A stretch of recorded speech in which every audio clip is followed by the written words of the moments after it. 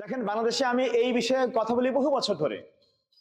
তো আমি বহু মানুষ পাইছি যারা শিক্ষিত, বিশ্ববিদ্যালয়ের ডিগ্রিধারীও, তারাও মনে করে যে মুঘলরাও উপনিবেশ। উপনিবেশ তো কক্সবাজারেও আছে, উপনিবেশ সমিতি, কক্সবাজার উপনিবেশ সমিতি কি একটা অঞ্চল থেকে একটা মানুষ গিয়ে কক্সবাজারে বসতি করছে, বাংলাদেশের মানুষ। ওইটা হচ্ছে বসতি করা, উপনিবেশ। নিবেশ ওইখানে নিচে, সে উপভাবে। এইটা এক জিনিস। আর একটা অঞ্চল আর একটা অঞ্চলের মানুষ গিয়ে দখল করতেছে, শাসন করতেছে, লুণ্ঠন করতেছে, গণহত্যা করতেছে, এইটা আর একটা জিনিস। এই মৌলিক পার্থক্যটাই আমরা আমাদের মধ্যবিত্ত শিক্ষিত সমাজের মানুষও বুঝতে পারে না। তারা বলে যে মুঘলরাও নাকি ঔপনিবেশিক শক্তি, আর্যরাও নাকি ঔপনিবেশিক শক্তি। তার মানে উপনিবেশ কি, এই বিষয়ে আমাদের মৌলিক প্রাথমিক বোঝাপড়াটাই আসলে ব্যাপক ঘাটতির মধ্যে থাকে। আপনাদের এখানে অত ঘাটতি দেখতে পেলাম না, আলহামদুলিল্লাহ। তো কিন্তু একটা সমস্যা রইলো, সেটা হচ্ছে যে আপনারা বললেন যে মুঘল উপনিবেশ নয়। ভালো, এই কথাটা সুন্দর।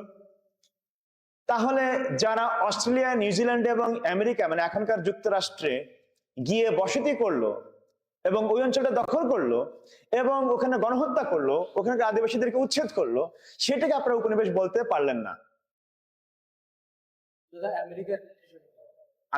আমি যখন প্রশ্ন জিজ্ঞেস করবো তখন বলবেন। তো এটা আপনারা বলতে পারলেন না।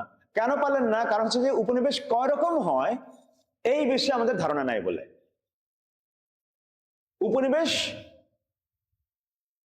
আমাদের জানা ইতিহাসের মধ্যে কয়েকভাবে ঘটছে।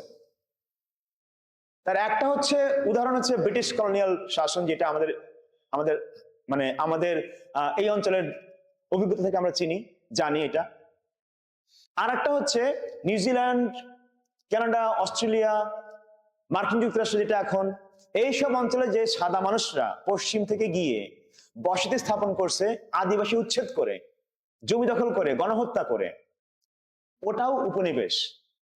একটা নাম হচ্ছে সেটেলার কলোনিয়ালিজম, যেটা ওখানে গিয়ে সেটেল করছে এবং কলোনি করছে।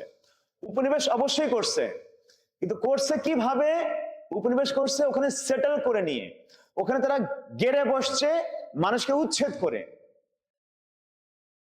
আর ব্রিটিশ কলোনিয়াল রুল বাংলাদেশে কি হয়েছে, ভারতবর্ষে তৎকালীন, ওরা এখানে সেটেল করে নাই, ওরা এখানে শাসন করছে এবং লুণ্ঠন করছে,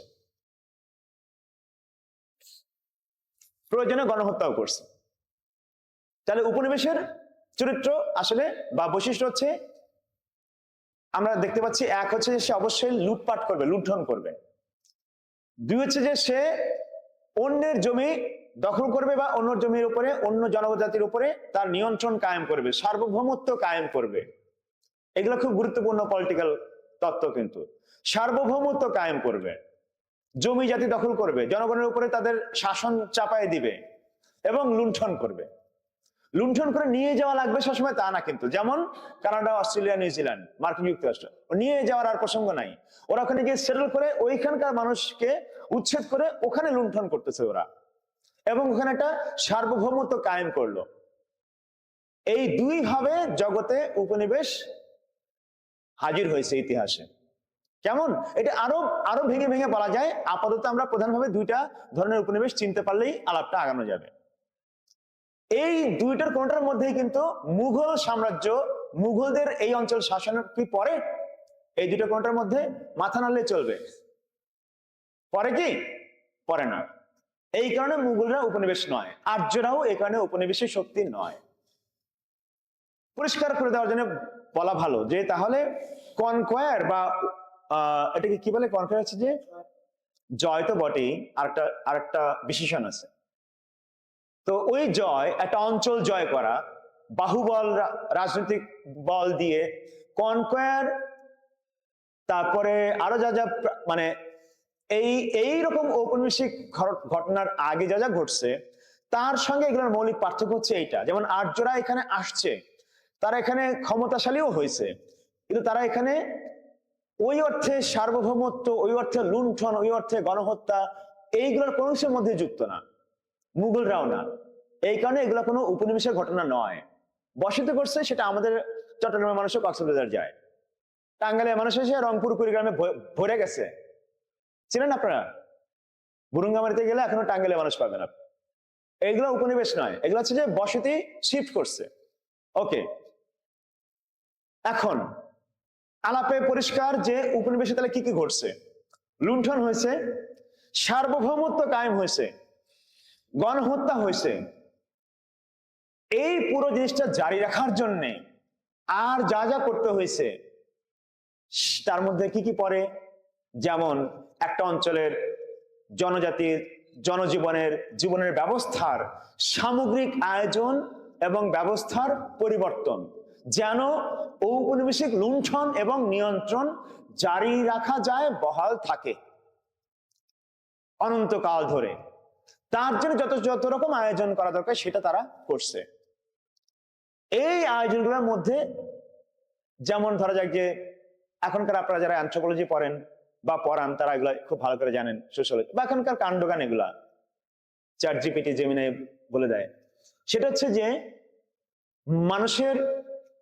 মানুষের জীবনের ধরন বৈশিষ্ট্য, জ্ঞানের ধরন বৈশিষ্ট্য, বাঁচার ধরন বৈশিষ্ট্য, তার তার যা যা তার সামাজিক প্রতিষ্ঠান সবগুলাকে তার চিনে নিতে হয় এবং সেই চেনার মধ্যে তাকে নিয়ন্ত্রণ করতে হয়।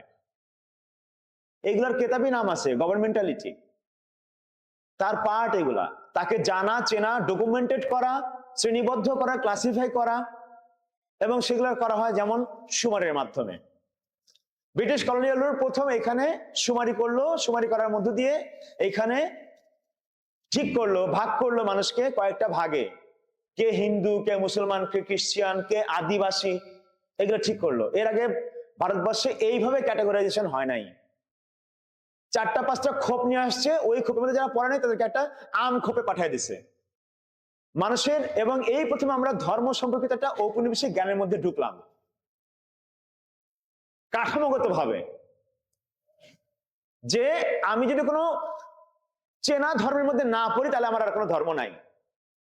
আমি যদি চেনা কোনো উন্নত সংস্কৃতির মধ্যে না পারি চেনা, তাহলে আমি অসংস্কৃত বর্বর।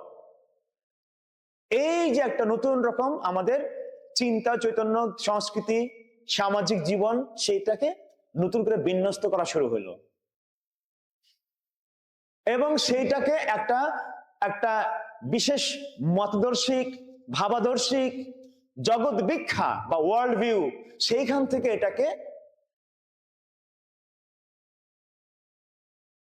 এটাকে চর্চা করা হচ্ছে বা জারি রাখা হচ্ছে। সেই যে দৃষ্টিভঙ্গি ঔপনিবেশিক শক্তির, তার নাম হচ্ছে ঔপনিবেশিক দৃষ্টিভঙ্গি বা কলোনিয়ালিজম। এখন এইটা আরো বড় আলাপ, আমি পরে আরো ঢুকবো, কিন্তু এইটা যা যা করলো, যে দেখেন সুমারি করতেছে, মানুষকে ক্যাটাগরাইজ করতেছে, ক্রিমিনাল ট্রাইব অ্যাক্ট শুনছেন, নাম শুনছেন আপনারা, কেউ কেউ শুনছেন।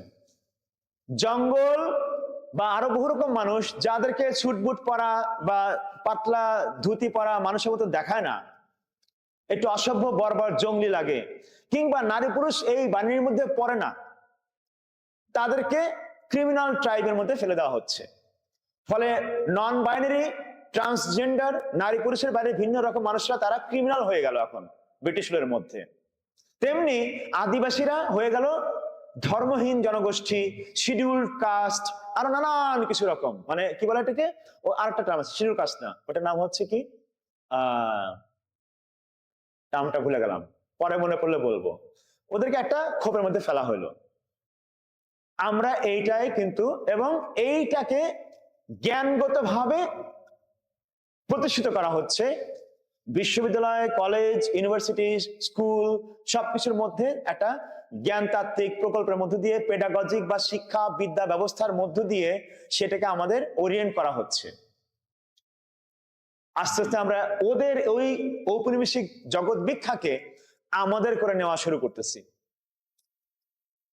বুদ্ধিমানরা প্রশ্ন করবেন, আমাদের কি কোনো রোল ছিল না, আমাদের কি কোনো এজেন্সি নাই? এটা বুদ্ধিমানরা সঙ্গে সঙ্গে প্রশ্ন করবেন। এজেন্সি যা আছে তার নাম হচ্ছে অ্যান্টি কলোনিয়াল স্ট্রাগল। উপনিবেশ আসছে মানে উপনিবেশ বিরোধী সংগ্রামও শুরু হয়েছে। কিন্তু সংগ্রাম শুরু হওয়া মানেই আমরা ঔপনিবেশিক এই বিশ্ববিখ্যাত জগৎ বিখ্যাত জ্ঞানের প্রভাবের বাইরে চলে যাচ্ছি, ব্যাপারটা এত সহজ নয়। এইটার মধ্যে একটা নেগোসিয়েশন, মিল মোকাবেলা, আধিপত্য, দাপট, অনেক কিছুর ব্যাপার স্যাপার কাজ করতে থাকে। এবং সেইটার কাজের মধ্যে বড় একটা জায়গা থাকে জ্ঞানগত। জ্ঞানগত ভাবে আমরা ঔপনিবেশিক হয়ে উঠি।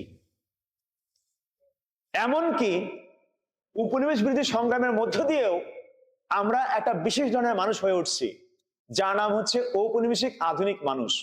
জাতীয়তাবাদী আন্দোলন, আপনারা এগুলো নিয়ে হয়তো অনেক প্রশ্ন থাকবে, সব উত্তর আজকে দিতেও পারবো না। আপনাদের শিক্ষকরা এখানে আছেন, তারা তাদেরকে গিয়ে ধরবেন যে এই লোক কি বলে গেল, আমাদেরকে এগুলা ঠিকঠাক মতন বুঝান, ভুলভাল বুঝাইছে আমাদেরকে।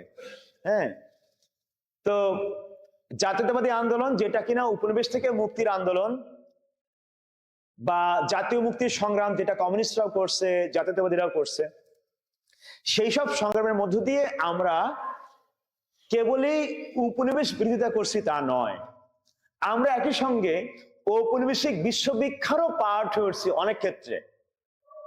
উদাহরণ দেব, যেমন হচ্ছে যখন বিশ্বজোড়া জাতীয়তাবাদী আন্দোলন তুঙ্গে, জাতীয় মুক্তি সংগ্রাম তুঙ্গে 40-50-এর দশকে, তখন বেশ কিছু কনফারেন্স হয়েছে। সেসব কনফারেন্সে কিন্তু ন্যাশনাল প্রাইড, জাতীয় অহংকার, জাতীয় গর্ব, আমরাও ওদের মতো হব, এই ভাষ্য দিয়ে আলাপ হইতো তখন। আমরাও ওদের মতো জ্ঞানে বিজ্ঞানে উন্নত হব, এই কথাটা বলার মানে বুঝছেন? এই কথাটার মানে হচ্ছে আমি অনেকখানি ঔপনিবেশিক আধুনিক দৃষ্টিভঙ্গি বিশ্ববিখ্যাত আত্মস্থ করছি। আবার কি, আমাদেরও ইতিহাস আছে, বঙ্কিমচন্দ্রের কথা। আমাদের ইতিহাস নাই, কিন্তু আমাদের ইতিহাস লিখিত হইবে। কে লিখিবে? তুমি লিখিবে, আমি লিখিব। আমাদের ইতিহাস লিখবো, এবং সেই ইতিহাসটা কি দিয়ে লিখবো? আমাদের গৌরব দিয়ে লিখবো, আমাদের গৌরব গাথা দিয়ে লিখবো। এই সবই হচ্ছে জাতীয়তাবাদী চৈতন্যের এক একটা নিদর্শন। এবং আমরা এইভাবে ঔপনিবেশিক আধুনিক মানুষ হয়ে উঠছি, যে এবার ইতিহাসের একটা ক্রমরেখায়, সভ্যতার একটা ক্রমরেখায় নিজেকে কোথাও সিচুয়েট করে, নিজেকে অবস্থান দেখে, নিজের অবস্থানটা দেখে কোথায় সে আছে, এবং তারপরে তার পরবর্তী গতিরেখা, গতিপথ সে ঠিক করে। এইটাই হচ্ছে দুনিয়ায় আধুনিকতার মূল ঘটনা, যে আমাদের একটা সভ্যতার ক্রমরেখা আছে। মানুষ প্রথমত আদিম, তারপরে মধ্যযুগ, তারপরে আধুনিক যুগ, এই ভাগে ভাগ হয়ে চলতেছে। এবং আমরা যারা আদিম যুগে আছি, আমরা ভবিষ্যতে আধুনিক হইতে থাকবো আরো। এই ক্রমরেখা বা এই টেলিওলজি, এইটাকে আমরা গ্রহণ করতে শিখলাম, এবং আমরা এই বিশ্ববিখ্যাত, এই সময় বিখ্যাত মানুষ হয়ে উঠলাম। এটা একটা নতুন চৈতন্য। এই পুরো চৈতন্যের জগৎটাই হচ্ছে আমাদের ঔপনিবেশিক আধুনিক চৈতন্যের জগতের ব্যাপার স্যাপার। এখন আমি দেখেন একটা আলাপ যুক্ত করে ফেলছি, যে ঔপনিবেশিক আধুনিক, তাই না? এই কথাটা যুক্ত করে ফেলছি না? আপনারা আধুনিকতার আগে ঔপনিবেশিক কথাটা শুনছেন হয়তো অনেকেই, কিন্তু আমি বারবার বলছি ঔপনিবেশিক আধুনিক। এবং আধুনিক তাহলে কি? আধুনিক এবং ঔপনিবেশিকতার সঙ্গে তাহলে যোগাযোগটা কোথায়? এইটা অনেক বড় সমাজ বিজ্ঞানের বিতর্কের বিষয়। আজকে তো সেই সব সুযোগ নাই, কিন্তু আমরা যেটাকে আধুনিকতা বলে বুঝি বা চিনি, সাধারণভাবেই কিছু রূপক দিয়ে বুঝবেন, মেটাফোর দিয়ে বুঝবেন। যেমন ইলেকট্রিসিটি, বিদ্যুৎ, হাই রাইজ বিল্ডিং, বিমান, টেলিভিশন, সিনেমা, রেলগাড়ি, টেলিগ্রাফ, এখন অ্যান্ড্রয়েড, বড় জাহাজ, স্টিমার, বাষ্পীয় ইঞ্জিন, শিল্প, কলকারখানা, ফ্লাইওভার, আরো কত কিছু ধরতে পারেন, রূপপুর পারমাণবিক বিদ্যুৎ কেন্দ্র, সবই ধরতে পারেন। এই সবই আধুনিকতার মেটাফর। আমরা প্যারিসের মতন হব দেখতে, আমরা ক্যালিফোর্নিয়ার মতন হব দেখতে, আমরা লস অ্যাঞ্জেলেসের মতো হব দেখতে। সকাল বিকাল বলে না আমাদের দেশের নেতারা, নিজের পক্ষে আমরা মালয়েশিয়া হব, ছোটদের প্যারিস, ছোটদের মক্কা, ছোটদের এরকম আর কি, ছোটদের না, গরিবের প্যারিস হচ্ছে হংকং, বা এরকম হবো আমরা সিঙ্গাপুর। আর গরিবের প্রাচীন বাগদাদ হচ্ছে এখনকার মালয়েশিয়া, আমরা নিজের পক্ষে মালয়েশিয়া হব। এই সবই যে আধুনিকতার মেটাফর। আধুনিকতার রূপক দিয়ে এই সব আলাপ চলতেছে।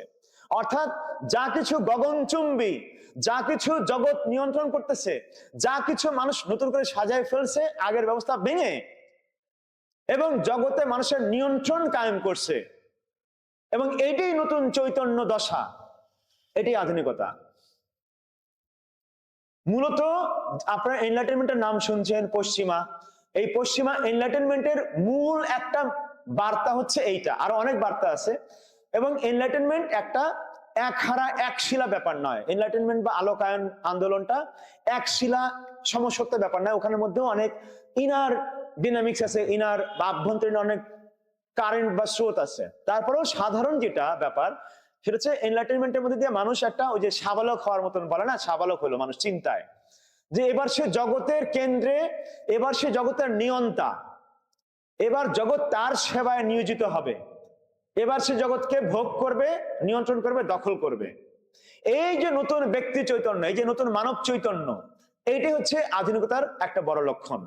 আর এই আধুনিকতা পশ্চিমে বিকশিত হয়েছে মূলত ঔপনিবেশিক একটা বৈশ্বিক প্রেক্ষাপটে। এই আলাপটা দুনিয়াতে সমাজতত্ত্বে এখনো পপুলার না। আমি যে আলাপটা করতেছি এটা একটু আনপপুলার, এখনো বিশ্ব একাডেমিতেই আনপপুলার, অজনপ্রিয়। যে এই যে আধুনিকতা পশ্চিমে হাজির হলো, এনলাইটেনমেন্ট আন্দোলন, শিল্প বিপ্লব, এই সবকিছু যে বৈশ্বিক প্রেক্ষাপটে তৈরি হয়েছে, তার নাম হচ্ছে উপনিবেশ। এটা একটা টার্ম আছে আমাদের, এই টার্মটা যারা বলেন তারা, তাদের স্কুলের নাম হচ্ছে স্কুল অফ থট, একটা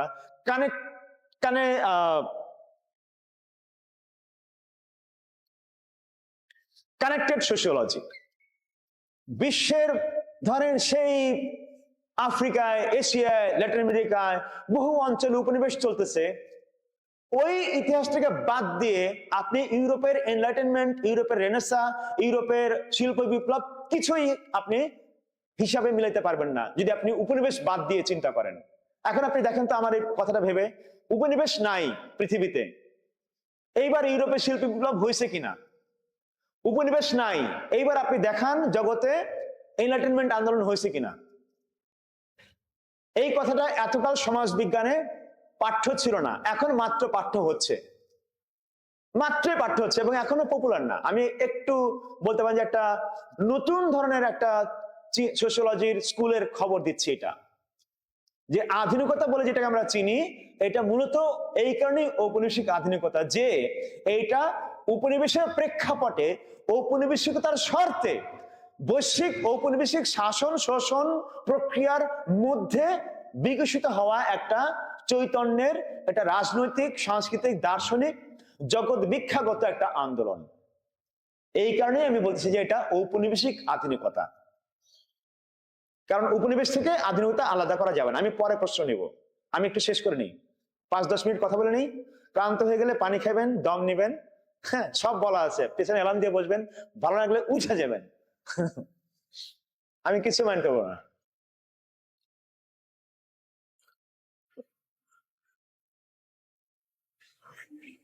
তো এই হচ্ছে ঔপনিবেশিক আধুনিকতা। আমরা এই ঔপনিবেশিক আধুনিকতা দিয়ে আমরা জগৎটা খালি চিনি বা জগৎটাকে আমরা বুঝতে শিখছি তাই না, আমাদের শিক্ষা, আমাদের কারিকুলাম, আমাদের পেডাগজি, আমাদের বিশ্ববিদ্যালয়, আমাদের স্কুল মাদ্রাসা, এগুলো দিয়ে, পশ্চিমা মাধ্যম দিয়ে, আরো অনেক কিছু দিয়ে, শাসন দিয়ে, কিন্তু এটাকে একতরফা দেখার কিছু নাই। যেমন আপনারা একজন আফ্রিকান তাত্ত্বিক এবং বিপ্লবীর একটা বিখ্যাত একটা বই আছে, মানে how Europe under developed Africa, বা কিভাবে থার্ড ওয়ার্ল্ড, ফানো যেটা বলেন, কিভাবে থার্ড ওয়ার্ল্ড, কথিত থার্ড ওয়ার্ল্ড বা তৃতীয় বিশ্ব কিভাবে উন্নত বিশ্ব, উন্নত বিশ্বকে তৈরি করলো, এইভাবে দেখতে পারেন আর কি। সম্পর্কগুলো এরকম, সম্পর্কগুলো বিচ্ছিন্ন নয় যে একদিকে উপনিবেশ, সেটার সঙ্গে আধুনিকতার কোনো সম্পর্ক নাই, একদিকে উপনিবেশ, ওদিকে শিল্প বিপ্লবের কোনো সম্পর্ক নাই। এভাবে দেখলে এই গতিবিদ, এই সম্পর্কটা পাওয়ারের, জ্ঞানের, এই নেগোসিয়েশন, মোকাবেলা, ডমিনেন্স, আধিপত্য এবং দাপটের সম্পর্কগুলোর জটিলতাটা বুঝতে পারবো না আমরা। এটা বেশ জটিল, এটাকে রোমান্টিসাইজ করা যাবে না, একতরফা ভাবে দেখা যাবে না। ওকে, তো আমরা এই ঔপনিবেশিক শাসনের মধ্যে থাকলাম কতদিন, আপনাদেরকে একটা মার্কার বলি হিস্ট্রিক্যাল। এটা একটু জনপ্রিয় মার্কার, কিন্তু এটা খুব কাজের, খুবই জনপ্রিয় একটা স্মারক চিহ্ন, কিন্তু খুবই কাজের। আপনি কি কলম্বাসের নাম শুনছেন? পুরো নাম কি? কত সালে গেছিল? আরে সেই তো, আমার তো এখানে দরকারই নাই তো, দেখা যাচ্ছে 1492 সাল। এই 1492 সালকে আপনি, চা তো এটা ঠান্ডা হয়ে গেছে, রাখেন, গরমটা আগে খাই। 1492 সালটাকে আপনি পৃথিবীর ইতিহাসে সংগঠিত ঔপনিবেশিক শাসনের শুরুর বিন্দু মুহূর্ত ধরতে পারেন, কলম্বাসের এই অভিযাত্রাকে। এর আগে এত সংগঠিত ভাবে ঔপনিবেশিক বিস্তার এইভাবে ঘটে নাই, সিস্টেমেটিক্যালি, যেখানে অনেক তাত্ত্বিক এইটাকে একটা ওই মোমেন্ট বলেন, মুহূর্ত বলেন, যে 1492 দুনিয়া এর পরে এবং দুনিয়া এর আগে আর এক রকম, দুই রকম। 1492 আগের দুনিয়া একরকম, 1492 পরের দুনিয়া আর এক রকম। ওকে, তো এই যে আমরা এই, তার মানে প্রায় 500 বছরের গল্প হয়ে গেছে না, 500 প্লাস। এই বছরের মধ্যে দুনিয়ায় যা যা ঘটছে তার মধ্যে উল্লেখযোগ্য কয়েকটা নাম বলি। আধুনিকতার আন্দোলন তো বললামই, জাতি রাষ্ট্র, যেটাকে আমরা রাষ্ট্র বলে বলি আর কি, আধুনিক রাষ্ট্র বলি, এটা ধর্ম বিষয়ক নতুন জ্ঞান, ধর্মকে সংজ্ঞায়িত করা, ধর্মকে কয়েকটা প্রধান পাওয়ারফুল প্রাতিষ্ঠানিক ধর্ম ব্যবস্থার সঙ্গে তুলনা করে বাকি দুনিয়ার কালচারকে মাপার বিদ্যা হাজির হওয়া, আইডেন্টিটি নামের নতুন পলিটিক্স হাজির হওয়া, এবং দুনিয়াতে সভ্যতার একটা মানদণ্ড ধরে বাকি দুনিয়াকে বা অন্য মানুষকে বিচার করার একটা বিশেষ পদ্ধতি। এই সব কিছু আমরা উপনিবেশ থেকে পাইছি। যেমন প্রাচ্যবাদ, এটা আমরা পাইছি উপনিবেশ থেকে। এটা এর আগের জিনিসটা, প্রাচ্যবাদ উপনিবেশের মধ্যেকার জিনিস। আমি এগুলো নিয়ে বিস্তারিত আলাপে যাবো না, তাহলে আমাদের 4 ঘন্টা আলাপ শেষ হবে না। প্রাচ্যবাদ দিয়ে আপনি বুঝবেন যে কিভাবে পশ্চিম প্রাচ্যকে তৈরি করছে একটা ঔপনিবেশিক সভ্যতাবাদী একটা দৃষ্টিকোণ থেকে, গেজ থেকে তৈরি করছে। ওরা অসভ্য, বর্বর, ওরা কদর্য, ওরা ওয়াইল্ড, ওরা বন্য, ওরা জঙ্গলি, ওরা খুবই সেন্সুয়াস, ওরা খুবই সেক্সি। হ্যাঁ, হেগেলের মধ্যে পাবেন এইসব উদাহরণ আছে। হেগেল বলে যে আফ্রিকার মানুষ প্রায় ভেজিটেবল লেভেলে আছে, ভেজিটেশন লেভেলে আছে, এবং ওরা খুবই সেন্সুয়াস, ওদের মধ্যে চৈতন্যের, স্পিরিটের কোনো এখনো হাজির হয় নাই। তো এই হলো কলোনিয়াল দর্শনের একটা লক্ষণ আর কি। স্পিরিট হাজির হয় কিভাবে? ইউরোপ দিয়ে বুঝতে হবে আমাদের, ওটাকে বলে স্পিরিট। শিল্প বিপ্লব হচ্ছে স্পিরিট, দুনিয়াকে শোষণ করা হচ্ছে স্পিরিট, এ হচ্ছে হেগেলের স্পিরিট। আমাদের দেশে আবার দার্শনিক জন্মাইছে এরকম, যে ওই হেগেলের ওই স্পিরিটের লাইন ধরে আগাইতে হবে আমাদেরকে। তো এনিওয়ে, তো এখন তাহলে এই সবকিছু ঔপনিবেশিক আধুনিকতার মধ্যে আসছে কি? আধুনিক রাষ্ট্র, জাতি রাষ্ট্র বা পরিচয় ভিত্তিক রাষ্ট্র, পুঁজিবাদ, উপনিবেশ একসঙ্গে জন্ম। উপনিবেশ, আধুনিকতা, আধুনিক জাতি রাষ্ট্র, পুঁজিবাদ একসঙ্গেকার জিনিস, একসঙ্গে জন্ম, একসঙ্গেও বেঁচে থাকে, একসঙ্গেও বেঁচে থাকে। কিন্তু বেঁচে যে থাকে এটা তো আমরা চেয়েও রাখছি, আমরা এটাকে চেয়ে নিছিও, আমরা ওদের মতো হইতে চাইছিও। এই যে হইতে চাইছি, এইখানে আমাদের, যেখানে আমরা এজেন্সিটা হারাইছি আমাদের চাওয়ার, এবং আমরা ওদের চাওয়াটা আমাদের চাওয়া হয়ে উঠছে, এর নাম আরেক নাম শিক্ষা। এর আরেক নাম শিক্ষা। রুশোর শিক্ষা দর্শন এইটাই। রুশো যে মহান দার্শনিক এনলাইটেনমেন্টের, তার দর্শন এইটাই, শিক্ষা দিয়ে মানুষকে তার ডিজায়ারকে পরিবর্তন করা যায়। এনিওয়ে, তো এই হলো উপনিবেশের একটা সাধারণ পরিচয়। এখন উপনিবেশ যা যা করে গেল দেখতেই পাচ্ছি আমরা।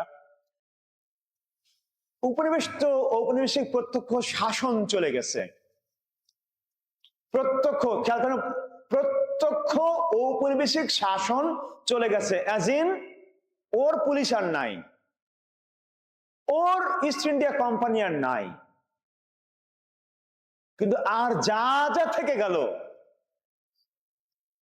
পুরোটার নাম হচ্ছে ঔপনিবেশিকতা, পুরোটার নাম হচ্ছে ঔপনিবেশিকতা। কেমন? এটাকে ইংরেজিতে বলে কলোনিয়ালিটি। আপনারা হয়তো কলোনিয়ালিটি কথাটার সঙ্গে অত পরিচিত না। ঔপনিবেশিকতা, উপনিবেশবাদ একটা হচ্ছে দৃষ্টিভঙ্গি, একটা বিচারের পদ্ধতি, একটা পলিটিক্স। আর ঔপনিবেশিকতা একটা অবস্থা। আমরা কোন দশায় আছি, আমরা কোন অবস্থায় আছি, এই 500 বছরের বৈশ্বিক ঔপনিবেশিক অভিজ্ঞতা আমাদেরকে কোথায় নিয়ে আসছে, যেখানে নিয়ে আসছে এটা হচ্ছে ঔপনিবেশিকতা। আমাদের চিন্তায়, মননে, সংস্কৃতিতে, আমাদের জেন্ডার ব্যবস্থায়, আমাদের শিক্ষা ব্যবস্থায়, আমাদের উৎপাদন ব্যবস্থায়, আমাদের বাঁচার ধরনে, আমাদের মরার ধরনে।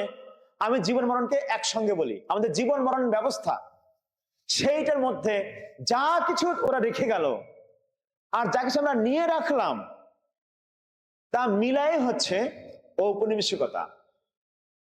এই কারণে বি উপনিবেশন দুইটা আলাপ। একটা আলাপ হয়েছে 60 দশক পর্যন্ত, যেটা হচ্ছে যার নাম পপুলার ভাষায় বলে রাজনৈতিক বি উপনিবেশন বা পলিটিক্যাল ডিকলোনাইজেশন, যেটা হচ্ছে জাতি রাষ্ট্রের আবির্ভাব, দেশগুলো স্বাধীন হয়েছে, ডিকলোনাইজেশন শেষ। এইটা হচ্ছে একটা আলাপ। কিন্তু আমি যেই ধারার চিন্তার সঙ্গে যুক্ত, যেই ধারার চিন্তার আন্দোলনের সঙ্গে যুক্ত, আমরা বলি যে না, এইটা বি উপনিবেশন হয় নাই। কারণ এইটা ওই যে বললাম, প্রত্যক্ষ ওর পেয়াদা পুলিশ আর নাই, ওর ইস্ট ইন্ডিয়া কোম্পানি নাই, কিন্তু ওর ম্যাকডোনাল্ডস আছে, ওর সবই আছে, ও রাষ্ট্রই রেখে গেছে একটা। আমরা ওর সঙ্গে যুক্ত হয়ে এমনটা রাষ্ট্রই বানাইছি যেটাই উপনিবেশ করে।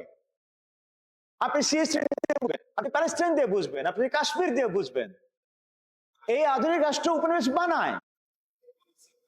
তো এই যে অবস্থাটা, সব মিলে আমাদের জ্ঞান চৈতন্য, আমাদের জীবন মরণের ধরন, আমাদের অর্থনীতি, আমাদের রাষ্ট্রের ধরন, সমাজের ব্যবস্থার ধরন, তা যেটা ওরা করে গেল, রেখে গেল, সেটা হচ্ছে ঔপনিবেশিকতা। বি উপনিবেশন হচ্ছে তাহলে ওই অবস্থা থেকে মুক্তির আন্দোলন, ওই অবস্থা থেকে মুক্তির সংগ্রাম। এটা কেবল জাতিরাষ্ট্র, স্বাধীন জাতিরাষ্ট্র বানানোর কাজটা নয়। স্বাধীন জাতিরাষ্ট্র হয়েছে 60 সালে, 40, 50, 60, 20 বছরের মধ্যে দুনিয়া স্বাধীন, মোটামুটি বেশিরভাগ রাষ্ট্র স্বাধীন রাষ্ট্র হয়ে গেছে। কিন্তু এর পরের কি ঘটনা? দুইটা বিশ্বযুদ্ধ, আরো বহু রকম যুদ্ধ চলমান, এবং একটা বৈশ্বিক পুঁজিতন্ত্র সেইটা জগৎটাকে নিয়ন্ত্রণ করে। এবং সেই বৈশ্বিক পুঁজিতন্ত্রের মধ্যে পাওয়ারফুল এখনো পশ্চিম, এবং সেইটা পশ্চিমের সঙ্গে আমরা বাকি দুনিয়ার মানুষেরা পশ্চিমের ওই বিশ্ববিখ্যাত ওই জ্ঞান, ওই সংবেদনশীলতা, ওই সময়ের রেজিমেন্টেশন, সবকিছুর মধ্যে আমরা আমাদেরকে ঢেলে দিছি, ছেড়ে দিছি, সমর্পিত করছি। আমরা ওদের মতো হয়ে ওঠার সাধনায় লিপ্ত হয়ে পড়ছি। এই পুরো প্রক্রিয়া মিলে চলতেছে হচ্ছে এখনকার এই দুনিয়া। এইটা নাম হচ্ছে coloniality of the global world system. Coloniality of power, জ্ঞানের একটা হচ্ছে যে ঔপনিবেশিকতা, আর হচ্ছে কলোনিয়ালিটি অফ নলেজ, আর হচ্ছে পাওয়ার। কলোনিয়ালিটি অফ পাওয়ারটা কি? এই যে বৈশ্বিক পুঁজিতান্ত্রিক যে কাঠামোটা, এটা একদমই ওই ঔপনিবেশিক লজিক মেনে চলে। যেমন পুঁজিবাদ হচ্ছে সভ্যতা এবং অগ্রগতির প্রতীক। যেখানে কলকারখানা পৌঁছায় নাই, যেখানে নতুন অটোমেটিক ইঞ্জিন পৌঁছায় নাই, ওটা পিছায় আছে, সভ্যতার মধ্যে ঢোকে নাই। ও একই লজিক। উপনিবেশ এবং প্রাচ্যবাদের যে লজিক, ওরা অসভ্য, বরাবর ওদেরকে দখল করা যায়, ওদেরকে শিক্ষিত করে তোলা যায় রুশোভিয়ান পেডাগজি দিয়ে, ওদেরকে আমরা সভ্যতার আলোয় নিয়ে আসব। পুঁজিবাদ একই যুক্তি ব্যবহার করে। ফলে এখন যেটা আছে সেটা মূলত ওই জায়গা থেকে ঔপনিবেশিক প্রাচ্যবাদী, তো ওটা পার্ট মাত্র, মূলত ঔপনিবেশিক বিশ্ববিখ্যাত দিয়েই, এবং বর্ণবাদী একটা বলে রাখা ভালো, আমি একটু মিস করে গেছি। এই যে ঔপনিবেশিক বললাম, ঔপনিবেশিক আধুনিকতা বললাম, সঙ্গে যুক্ত করতে হবে ঔপনিবেশিক বর্ণবাদী আধুনিকতা। কারণ হলো কি, এই যে উপনিবেশটা চলছে, এই উপনিবেশটা চলা সম্ভব হয়েছে মানুষকে রেশিয়ালাইজেশনের মধ্য দিয়ে, মানুষকে বর্ণীকরণের মধ্য দিয়ে। সাদা কালো, অসভ্য সভ্য, এই বিভাজনের মধ্য দিয়ে মানুষকে বর্ণীকৃত করে কাউকে ও হচ্ছে দাস হবার যোগ্য, ওর কোয়ালিটি এইটা যে ও দাস হবে, ওর কোয়ালিটি এইটা যে সে প্লান্টেশন ফার্মে ও দাস শ্রমিক জীবন পার করবে, ইন্ডেঞ্জার শ্রমিক পার করবে জীবন। এই যে দেখার ভঙ্গি, এবং এটা নৈতিকভাবে সঠিক, নৈতিকভাবে সঠিক, এই দৃষ্টিভঙ্গিটাই মূলত বর্ণবাদের দৃষ্টিভঙ্গি। এই দৃষ্টিভঙ্গি ছাড়া উপনিবেশ জগতে কায়েম ছিল না কোনো কালে, এক মুহূর্তে যেন না। যে কারণে উপনিবেশী তত্ত্বে বলা হয় যে উপনিবেশ আর বর্ণবাদ একসঙ্গেকার জিনিস, আর পুঁজিবাদ তার ফলাফল। যে কারণে আমরা অনেকে বলি এই ফ্রেজটা যে ঔপনিবেশিক বর্ণবাদী পুঁজিবাদ বা কলোনিয়াল রেশিয়াল ক্যাপিটালিজম। এইবার আপনারা আমার মোটা দাগে ফ্রেমওয়ার্কটা পাইলেন। তাহলে দুনিয়াটা এখন আসলে মূলত এই গত 500 বছরে যেটা আছে তার নাম হচ্ছে ঔপনিবেশিক বর্ণবাদী একটা ব্যবস্থা, যার পার্ট বা যার একটা বড় প্রকাশ হচ্ছে পুঁজিবাদ, যার একটা বড় প্রকাশ হচ্ছে আধুনিক রাষ্ট্র, যার একটা বড় প্রকাশ হচ্ছে যে এই নতুন ধরনের ধর্ম বিষয়ক জ্ঞান, পরিচয় বিষয়ক জ্ঞান, জেন্ডার বিষয়ক জ্ঞান, জগৎ বিষয়ক জ্ঞান, এবং যেখানে মানুষ কেন্দ্রে বাকি দুনিয়া তার সেবায় নিয়োজিত থাকবে। এই লজিকটার একটা নাম আছে, সেটা নাম হচ্ছে বাইনারি লজিক। এনলাইটেনমেন্ট বা আলোকায়নের মধ্যে এই বাইনারি লজিকের একটা বড় প্রবণতা আছে। যদি পুরোটা না হয়, বললাম এনলাইটেনমেন্টের মধ্যে অনেক চোরা কারেন্ট আছে, চোরা স্রোত আছে। এনলাইটেনমেন্টের মধ্যে অনেক দার্শনিক ভিন্নভাবে ভাবতেন, কিন্তু ওটার মূল ধারা, মূল সুরটা এইরকম যে জগৎকে মোটামুটি জগৎকে বোঝার জ্ঞানতাত্ত্বিক উপায় কি? আমাদের ভাগ করা। ভাগ না করলে আপনি জগৎকে নিয়ন্ত্রণ করতে পারবেন না, বুঝতে পারবেন না, কম্প্রিহেন্ড করতে পারবেন না, আপনার জ্ঞানে আপনি ধরতে পারবেন না। যেমন এইটা হচ্ছে কি, ওই কি বলে এটাকে, যন্ত্রটার নাম কি, দোতারা ধরা যায়, আর এটা হচ্ছে ঢোল, ওটা হচ্ছে মানুষ, ওটা হচ্ছে যে একটা গাছ। এই যে আমাদেরকে ভাগ করতে হয়, এটা ছাড়া আমরা জগৎকে না বুঝতে পারি, না ব্যাখ্যা করতে পারি, না বলতে পারি, না ডিল করতে পারি। ও ডিল করতে গেলে আমাদেরকে তাকে চিহ্নিত করতে হয়, আর এই চিহ্নিত করার উপায় হচ্ছে কি, তাকে ভাগ করা। ভাগ করে আমরা তাকে প্রসেস করতে পারি, তখন তাকে সাজাতে পারি নিজের মতো। তো এনলাইটেনমেন্টের বা আলোকায়নের একটা মূল জ্ঞানতাত্ত্বিক ধরন হচ্ছে সে জগৎকে বাইনারি দিয়ে বোঝে। যেমন আলো অন্ধকার, নারী পুরুষ, প্রকৃতি সংস্কৃতি, সভ্যতা বর্বরতা, আবেগ যুক্তি, বিজ্ঞান কুসংস্কার ইত্যাদি, আরো ভাব বস্তু, আরো নানাভাবে আপনারা ভাব মানে এগুলো দেখতে পাবেন আর কি। এইটাকে মোটামুটি সাধারণভাবে একটা গ্রহণযোগ্য এবং প্রায় প্রশ্নহীন ভাবে এই বাইনারি বিভাজনের রীতিটাকেই আধুনিক বর্ণবাদী জ্ঞান কাঠামো গ্রহণ করে চলতেছে, এখনো পর্যন্ত সেটাই চলতেছে। এবং এই জ্ঞান কাঠামোর বাইরে দুনিয়ায় আর তেমন কিছু অবশিষ্ট নাই। আদিবাসী কিছু অঞ্চলের জ্ঞান ছাড়া বাকি দুনিয়ার জ্ঞান মোটামুটি এইরকম জ্ঞানের মধ্যে ঢুকে পড়ছে। এবং এখন ধর্ম বিষয়ক জ্ঞানেও আপনি এইগুলোর প্রভাব পাবেন, আপনি জেন্ডার বিষয়ক জ্ঞানে এইটার প্রভাব পাবেন, আপনি যে কোনো বিষয়ে সংস্কৃতি বিষয়ক জ্ঞানে এইগুলোর প্রভাব পাবেন এই বাইনারি লজিকের। তার মানে হচ্ছে আমরা যদি এখন এটা দেখি যে তার মানে দুনিয়াটা একটা ঔপনিবেশিক বর্ণবাদী আধুনিকতার একটা দাপট এবং আধিপত্যের মধ্যে আছে প্রায় সর্বাংশ। এবং তার ফলাফল হিসেবে আমরা ক্লাইমেট চেঞ্জও দেখতে পাচ্ছি, পুঁজিবাদী শোষণ দেখতে পাচ্ছি, প্যালেস্টাইন দেখতে পাচ্ছি, চিটাগং দেখতে পাচ্ছি, কাশ্মীর দেখতে পাচ্ছি, সবই এইসব প্রক্রিয়ার ফলাফল। আধুনিক জাতিরাষ্ট্র, পুঁজিবাদ, এইসবের ফলাফল এগুলা। এই সবকিছু থেকে বের হওয়ার জন্যে আমাদের পলিটিক্যাল ডিকলোনাইজেশন বা রাজনৈতিক উপনিবেশন, যেটা কিনা জাতিরাষ্ট্রের স্বাধীনতার মধ্যেই সীমিত ছিল, সেইটা কোনোভাবেই যথেষ্ট নয় বলে উপনিবেশন আন্দোলন মনে করে।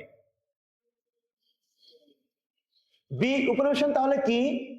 উপনিবেশন হচ্ছে যে এই যে ঔপনিবেশিক বর্ণবাদী আধুনিক জ্ঞান কাঠামো, তার যে সংবেদনশীলতার ধরন, তার যে জীবন ব্যবস্থা, তার যে সমাজ ব্যবস্থা, তার যে রাষ্ট্র ব্যবস্থা, তার যে দুনিয়া ব্যবস্থা, তা থেকে বের হওয়ার একটা আন্দোলন, সংগ্রাম, চর্চা, অনুশীলন।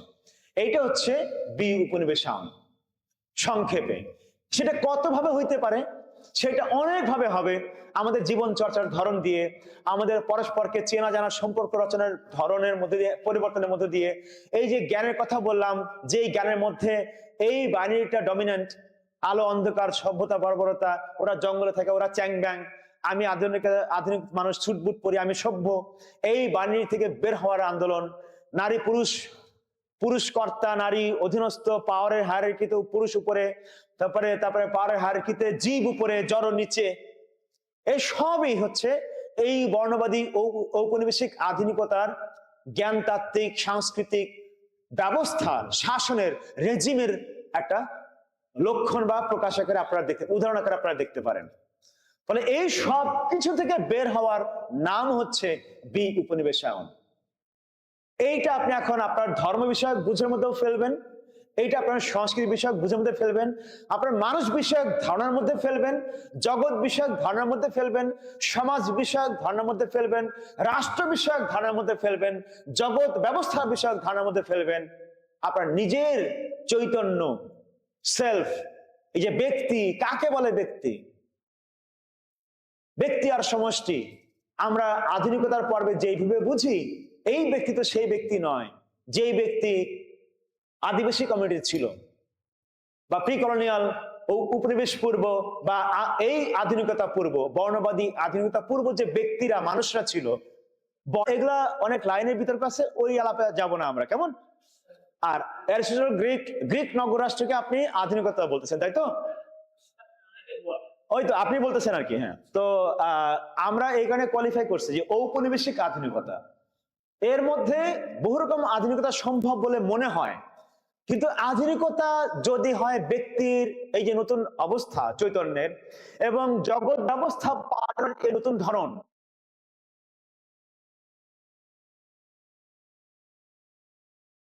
বাকিগুলোকে আপনি আধুনিকতা বলবেন কি বলবেন না, এটা আপনার ব্যাপার। এইটা নিয়ে একটা বড় সোশ্যোলজিক্যাল ডিবেট আছে, মাল্টিপল মডার্নিটিস বলে একটা ডিবেট আছে। আজকে মনে হয় না এই ডিবেট করার সুযোগ আছে আমাদের, কেমন? কিন্তু আমরা বলতেছি যে 1492 মূলত ঔপনিবেশিক আধুনিকতার শুরুর মুহূর্ত। ওখান থেকে আমরা একটা নতুন রকম আধুনিকতার ব্যবস্থার মধ্যে ঢুকছি। আপাতত আলাপটা এইখানে। কত রকম আধুনিকতা ছিল, চায়না, প্রাচীন মিশর আধুনিকতা ছিল কিনা, ওইগুলা অন্য তর্ক। তাহলে আধুনিকতা কি সেটাকে ডিফাইন করতে হবে, কেমন?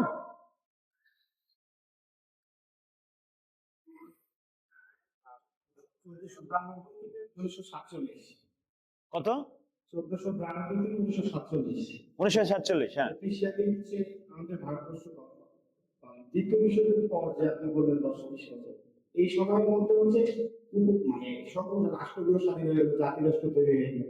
তাদের যে এই যে একটা প্রভাব, তারা যে আমাদেরকে ওই পরিবেশে তাদের শুধুমাত্র ওই শুধু খাতায় কলমে তারা নিয়ে গেছে, তাকে তো সবকিছু রাখছে। আপনি আগে করে বললেন যে বডি বললে স্মার্ট সময়, দেহ বললে, আমি স্মার্ট শোনার জন্য বলি না এটা, দেহ বললে, এটা তাদের একটা প্রভাব। কি বলা উপনিবেশিকতা যেটা আছে আমাদের মাঝে এখনো যেটা বিরাজ করতেছে, হ্যাঁ, সেই পরিষ্কার ওই উপনিবেশিকতা, আমরা যে বর্তমান যে কথার মাঝে আছি, এই উপনিবেশ বাদে হচ্ছে সবকিছু অন্তর্ভুক্ত। একদম আমাদের তত্ত্ব বাগান পুরোটাই হচ্ছে ওরা নিয়ে গেছে, মানে ওদের আমরাও দিছি, আমরা দিছি। এটা আপনি দুইটা বলছেন, একটা হচ্ছে ওদের প্রভাব, হ্যাঁ, আর সেকেন্ড হচ্ছে আমাদের দৃষ্টিভঙ্গি। হ্যাঁ, আমাদের যে দৃষ্টিভঙ্গি, আমাদের দৃষ্টিভঙ্গি শুধু মানে এটা নিয়ে আমরা কতটুকু কনসার্ন, মানে আমাদের এটা আপনি বলবেন। কনসার্ন নিয়ে আমি কিছু বলতে পারবো না। কনসার্ন তো আমি কনসার্ন বলতে আমি কথা বলতেছি বসে বসে। আমাদের আপনার প্রশ্ন শেষ? হ্যাঁ, আমাদের জাতি যদি সুযোগ থাকে যে আমরা এখান থেকে উত্তরণ হব, হ্যাঁ, তারপরে যদি আমরা হচ্ছে ওই যে ওই তাদের ওই দৃষ্টিভঙ্গির নেশায় বুধ হয়ে আছে, এখান থেকে আমাদের বোধোদয় করেন, বসে বসে ধ্যান করেন, এটা কি বলার আছে? এই যে এগুলা করতেছি কেন আমরা? এই কারণেই করতেছি। আর কোনো প্রশ্ন আছে? আচ্ছা, আমি পরবর্তী প্রশ্ন নেওয়ার আগে একটু মাইক দেন। বলেনি। আচ্ছা, আমার আলাপের সেকেন্ড গুরুত্বপূর্ণ পার্ট, এটা ছাড়া এই আলাপটা হবে না, সেটা শেষ করে দিই, তারপর আপনারা উঠে চলে যান, অসুবিধা নেই। সেটা হচ্ছে কি কি বি উপনিবেশায়ন নয়, এটা বলে নেওয়া ভালো। কেমন? এটা খেয়াল করে শোনেন, কি কি বি উপনিবেশায়ন নয়। বি উপনিবেশায়ন তো বলছে কি কি, তাই না? যেমন যা যা ঔপনিবেশিক শাসন থেকে পাইছি, তার মানে এই নয় যে আপনি বিজ্ঞান প্রযুক্তি সব ফালাই দিবেন। বিজ্ঞান প্রযুক্তি উপনিবেশের দয়ার দান নয়। কেমন? আপনারা তো অ্যালজেব্রার খবরও জানেন। বিজ্ঞান প্রযুক্তি পৃথিবীর সকল মানুষের শ্রমের অবদান, এটা উপনিবেশের দয়ার দান নয়। ফলে কোনো কিছু ফেলে দেওয়ার আলাপ আসছে না। আলাপ আসছে যে কি কি বি উপনিবেশের নয়, আমরা কি কি ফেলে দিব আর কি কি গ্রহণ করব, সেটা আলাপ। আমরা ফেলে দিব কি কি সেটা বলে দিচ্ছি, আর কি কি গ্রহণ করব সেটাও বলা যায়। আমরা পৃথিবীর সকল জ্ঞানে আমাদের অধিকার আছে, পৃথিবীর সকল জ্ঞানে আমাদের অধিকার আছে, কারণ পৃথিবীর সকল জ্ঞান পৃথিবীর সকল মানুষের শ্রমে তৈরি হওয়া। ওকে, কি কি বি উপনিবেশন নয় সেটা বলে দিচ্ছি। বি উপনিবেশন নয়, প্রথমত অতীতে ফিরে যাওয়া। খেয়াল করে শোনেন, অতীতে ফিরে যাওয়া বি উপনিবেশন নয়। কথাটা বোঝা যায়? হ্যাঁ, আগে কত ভালো ছিলাম, জঙ্গলে ছিলাম, নদীতে মাছ মারতাম, শাহ আব্দুল করিম গাইতাম, আগেই ভালো ছিলাম, এইটার নাম বি উপনিবেশন নয়। কেমন? অতীতকে ফিরে আনা, জগতের এখনকার বাস্তবতায় অতীতকে হুবহু কপি করে নিয়ে আসা, এটাও বি উপনিবেশন নয়। যেমন আগে 570 সালে আমরা কত ভালো ছিলাম, হ্যাঁ 3500 কি বলে যে খ্রিস্টপূর্ব 4570 সালে আমরা কত ভালো ছিলাম, সেটা আমরা এখন ফেরত নিয়ে আসবো, এর নাম বি উপনিবেশন নয়। কারণ সোশিওলজিক্যালি, সমাজতাত্ত্বিক ভাবে এবং জ্ঞানতাত্ত্বিক ভাবে বা তাত্ত্বিক ভাবে কোনো অতীতকে বর্তমানে ফিরিয়ে আনা যায় না। এটা অসম্ভব একটা প্রকল্প, তাত্ত্বিকভাবেই অসম্ভব প্রকল্প। পৃথিবীর সূর্যের অলরেডি বয়স বেড়ে গেছে, ব্যাপারটা খুব সহজ। সূর্যের বয়স বেড়ে গেছে, আপনি আর সূর্যকে মানে প্রথম থেকে জ্বালাইতে পারবেন না। মানুষও তার ইতিহাসের একটা পর্ব পার হয়ে আসছে, তাকে আর পুরনো পর্বে ফেরত নিতে পারবেন না, ওইখানে আপনি যেতে পারবেন না। আপনি উঠে চড়বেন, আপনি গাঙ্গে নাও দৌড়াইবেন আগের মতোই, এটা হবে না। আপনি নদী রক্ষা করবেন, সেটা অন্য আলাপ। প্রাচীন আফ্রিকা কিছুই ফেরত আসতে পারবেন না আপনি। তাহলে আপনি কি কি করতে হবে? নতুন করে বানাতে হবে, নতুন করে বানাতে হবে, জগতের নতুন অবস্থা নতুন করে সাজাতে হবে, এবং সেই সাজানোর প্রক্রিয়ায় আমরা অতীতের সকল অবস্থা থেকে জ্ঞান এবং প্রজ্ঞা গ্রহণ করব। এইটা আপনি চিন্তায়, সংস্কৃতিতে, চৈতন্যে, জীবন মরণের ব্যবস্থায়, সমাজের ব্যবস্থায়, বিশ্বের ব্যবস্থায় আমরা নতুন ভাবে সাজাবো, যেখানে কি কি নাই, এই জিনিসগুলো নাই। এই ঔপনিবেশিক বর্ণবাদী পুঁজিতান্ত্রিক আধুনিক রাষ্ট্রীয় নিপীড়ন জুলুমের ব্যবস্থাগুলো আর নাই।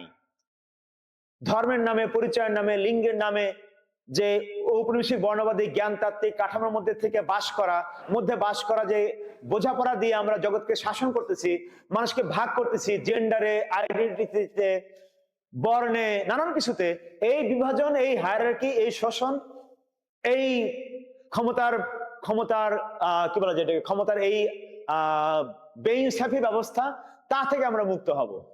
তার নাম হচ্ছে বি উপনিবেশন। কোনো কিছু ফিরায় আনা নয়, কোনো কিছুতে ফেরত যাওয়াও নয়। কেমন? ফলে বি উপনিবেশন এখানে কোনো রোমান্টিক প্রকল্প নয়। আহারে আগে কি সুন্দর, এই আলাপটা বি উপনিবেশন বিরোধী। বি উপনিবেশনের নামে এইটা হিন্দুত্ববাদীরা করতেছে। মোদীকে এই কারণে মোদীপন্থীরা আরএসএস বলে যে আমাদের ভারতের প্রথম ডিকলোনিয়াল প্রাইম মিনিস্টার। দেখেন, আমি কিন্তু অনেক অপরাধ, মানে আমি কিন্তু ভীষণ তীরের মধ্যে আছি। আমাকে অনেক বন্ধু বলে আপনারা তো ডিকলোনিয়াল মুভমেন্টের লোক, আপনাদের তো প্রধানমন্ত্রী হচ্ছে মোদী। কারণ আরএসএস বলছে ভারতের প্রধান ডিকলোনিয়াল প্রাইম মিনিস্টার হচ্ছে প্রাইম মিনিস্টার মোদী। কারণ কি? ওরা অতীত নিয়ে আসতে চায় ফেরত। ওরা ঔপনিবেশিক আধুনিকতার যে ব্যবস্থা, ডেমোক্রেসি, সেকুলারিজম, হামুক তামুক, এগুলো ফেলে দিয়ে ওরা মনুর শাসন ফেরত আনতে চায়। এইটাকে ওরা বলছে বি উপনিবেশন। ফলে মোদী হচ্ছে ওদের প্রথম বি উপনিবেশিক প্রধানমন্ত্রী। এইটা হচ্ছে দক্ষিণপন্থী বি উপনিবেশায়ন তত্ত্বকে অ্যাপ্রোপ্রিয়েট করা বা হজম করা বা আত্মসাৎ করা। কেমন? আত্মসাৎ কথাটার সঙ্গে আপনার পরিচিত তো না? এটাকে দক্ষিণপন্থী আত্মসাৎ অফ ডিকলোনিয়াল মুভমেন্ট, ডিকলোনিয়াল রেটরিক, ডিকলোনিয়াল তো বলে নাই কোনোদিন যে আমরা অতীতে ফেরত যাব, কেউ বলে নাই। ডিকলোনিয়াল আন্দোলনের কেউ বলে নাই। ফ্রান্স ফানো, এমএস সেজার, গ্লোরিয়া আনজালদুয়া, যা যা নাম বলবেন আপনি, কেউ বলে নাই আমরা অতীতে ফেরত যাব। কোন মুভমেন্ট বলে নাই অতীতে ফেরত যাব। ফ্রান্স কি বলে যে এমএস সেজার কমিউনিস্ট পার্টির নেতা, ফ্রান্স ফানো কমিউনিস্ট পার্টির নেতা, ইন্দোনেশিয়ার সুকর্ণরা সব ন্যাশনালিস্ট, কমিউনিস্ট, নানান রকম মানুষজন, ভাষা নেই, প্রত্যেকে অ্যান্টি কলোনিয়াল মুভমেন্টের লোক, প্রত্যেকে ডিকলোনিয়াল আন্দোলনের লোক। এরা কেউ বলে আমরা অতীতে ফেরত যাব, এরা কেউ বলে আমরা সুবর্ণ অতীত ফেরত নিয়ে আসবো। এরা বলছে যে আমরা আমাদের সম্পদ, আমাদের জ্ঞান সম্পদ, ভাব সম্পদ দিয়ে আমরা সমৃদ্ধ হব, পাশাপাশি আমরা বিশ্বের সব জায়গা থেকে নিব যেটা আমাদের জন্য স্বাস্থ্যকর, যেটা আমাদের জন্য দরকারি, উপকারী, সেটা আমরা নিব। যে কারণে বি উপনিবেশন একটা অনুশীলনের নাম। বি উপনিবেশন কোনো রেটরিক নয়, বি উপনিবেশন কোনো মেটাফোর নয়। কেমন? এটা রূপক মাত্র নয়, এটা অনুশীলন দিয়ে বর্তমান সাপেক্ষে, দেশকাল সাপেক্ষে নতুন নির্মাণের নাম হচ্ছে বি উপনিবেশন। বাকিটা যদি অন্য কথা কেউ বলে, সেটা দক্ষিণপন্থী রাইট উইং, ফার রাইটদের আত্মসাৎ, অ্যাপ্রোপ্রিয়েশন অফ ডিকলোনিয়াল লজিক বা বি উপনিবেশী যুক্তি বা অ্যান্টি কলোনিয়াল স্পিরিটের রাইট উইং অ্যাপ্রোপ্রিয়েশন। ওইটা আর বি মুক্তিকামী, বি উপনিবেশী আন্দোলন এক জিনিস নয়। ওটা পুরুষতন্ত্র, জাতিবাদ, বর্ণবাদ, জাতপাত প্রথা সব ফেরত আনতে চায়। আর বি উপনিবেশী আন্দোলন শুরু হয়েছে এগুলোর বিরুদ্ধে, বর্ণবাদের বিরুদ্ধে, জাতপাতের বিরুদ্ধে, শ্রেণী শোষণের বিরুদ্ধে, লিঙ্গ শোষণের বিরুদ্ধে, প্রাণ এবং জড় এই বাহিনীর বিরুদ্ধে, ভাব এবং বস্তু এই বাহিনীর বিরুদ্ধে, এত কিছুর বিরুদ্ধে যে এই উপনিবেশন, সেটা অতীতের পুরুষতন্ত্র ফেরত আনার জন্য নয়, অতীতের জাতপাত প্রথা ফেরত আনার জন্য নয়, অতীতের বর্ণবাদ ফেরত আনার জন্য নয়, অতীতের কোনো কিছু, যা কিছু জুলুম করছে জগতে এ পর্যন্ত, তার কোনো কিছুই ফেরত আনার জন্য বি উপনিবেশন আন্দোলন নয়। কেমন? কথা এইখানেই শেষ, গান শুরু। আসছে? আমার মনে হয় যদি আপনার প্রশ্ন থাকে, আমরা 2টা গান টান করার পরে প্রশ্ন নেব আবার।